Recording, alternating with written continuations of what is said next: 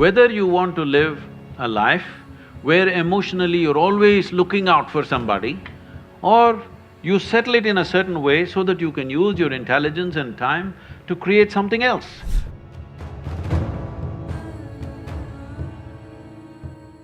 I had this belief, or in fact, maybe I was made to believe this whole concept of one life, one partner.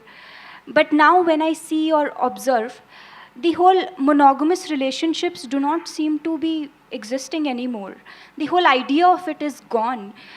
What you think about it? Oh, it's not gone, maybe in JNU it's gone.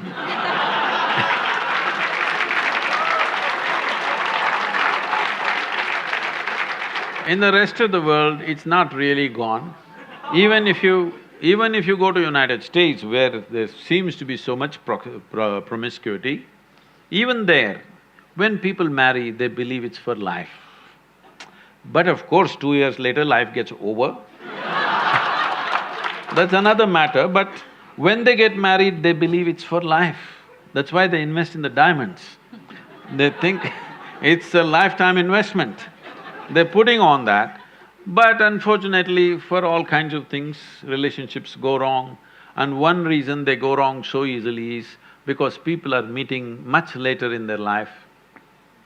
See, when people met much younger, when their personalities were not concretized, they met early, 17, 18, then two people became like one person very easily. Now they're meeting at 30.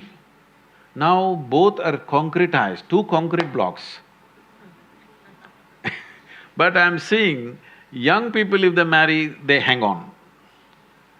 If people marry over 50 years of age, they hang on because they've again softened up, concretized again.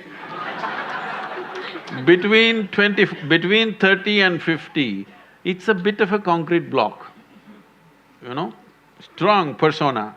Now, friction happens. Well, if they're wise, they will find something beyond. Well, monogamy and polygamy or whatever kind of gamy, if you want to see, the important thing we need to understand is, we are all here. You and me are here. This means a man and woman came together some time ago. Maybe you think their parents, they don't love, they don't do sex, they don't do anything. Just because a priest uttered a mantra, you were born, probably. No, it's not like that. Somebody had a physical need, so they handle it through marriage, and we are here. When you become 18, you become always against marriage. But when you were 3 years of age, you were for marriage, your parents' marriage. When you were 3 years of age, were you not glad your parents had a stable marriage? Hello? Yes. When you're 18, you think of free sex and no marriage and everything.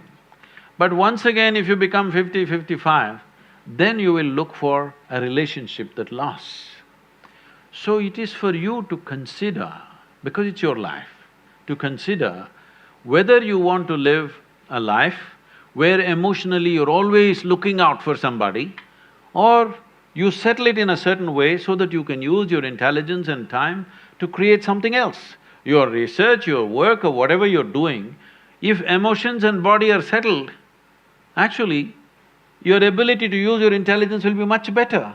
Otherwise, every day you have to walk around to find somebody. No, I'm not making this thing because I feel so bad in United States. People I know, that thousands of people are involved with me now. People over 40, 45 years of age, women I'm saying, wonderful people. But they are all on this… these days they've all gone online. Otherwise they go sit in a bar and wait. Somebody needs to pick them up today. It's terrible. Tinder generation. I'm sorry? Tinder generation. Whatever you want to call it. When a woman at 45 should have been loved and respected in a proper atmosphere, now she's sitting there looking for some strange guy to come her way, and she's going to make the judgment in the next 10 minutes when he buys her a drink or a dinner or something. This is tragic. This doesn't mean everybody will go that way, but you must think of the larger well-being. Before you break a social structure, you must think whether we can replace it with a better structure. At any point in our life, let everybody understand this. Whether it's a social structure or a political structure or a psychological setup in the society, whatever,